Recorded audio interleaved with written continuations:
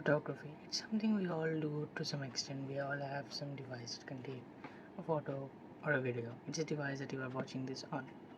It might be a laptop or a tablet as well, and sure, they have a camera, but the photo and videos that they take are not particularly great, as you can see right now.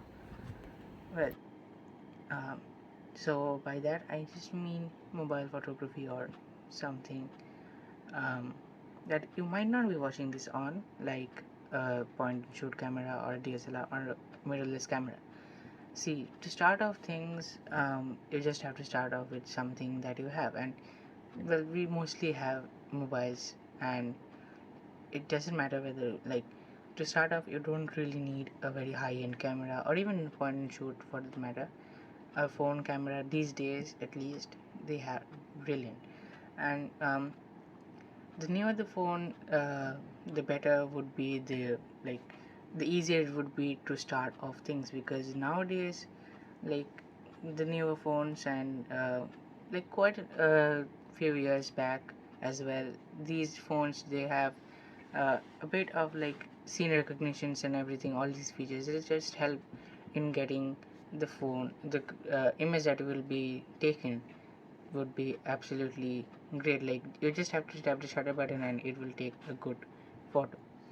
See, the main thing about photography is creativity, and you can start like, you can photograph absolutely anything. It can be landscapes, it can be people, it can be objects, just absolute anything.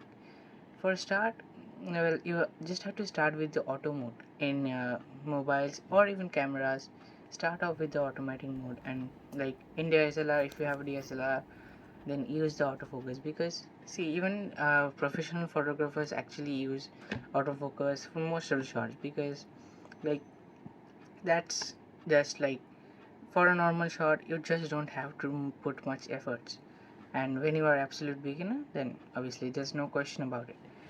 Something that I found pretty useful on Samsung's Pro mode is that when you're changing the focus, then you can actually see that what is in focus. Like, there is a green tint that's shown, and that really helps you see that whether the thing that you want to have in focus is in focus or not. So that's a pretty useful and pretty handy feature that it has. It shows those portions that is in focus as a green outline, so it's pretty amazing. um, because like, when you are taking something in manual focus, what happens is sometimes you might think that it is perfectly in focus, but then you see that later on, like, you'll enlarge the image and see that some part is out of focus, like what you wanted to be in focus is actually out of focus. It happens a lot when it comes to wildlife photography or bird photography, and trust me, it's really annoying, because you think you have taken a great shot and then you see that is not really what you wanted, not as great as you wanted. And yes, surely editing can actually like make it better in some extent, but it doesn't really happen all that great, and focus cannot really make what is blurred or what is not in focus particularly, it can't bring that into focus, so it's very annoying. Now, when you're starting out, there are actually some very common mistakes that happen, and I would like to give a throwback to when I started as a photographer. Like, I started to doing photographs.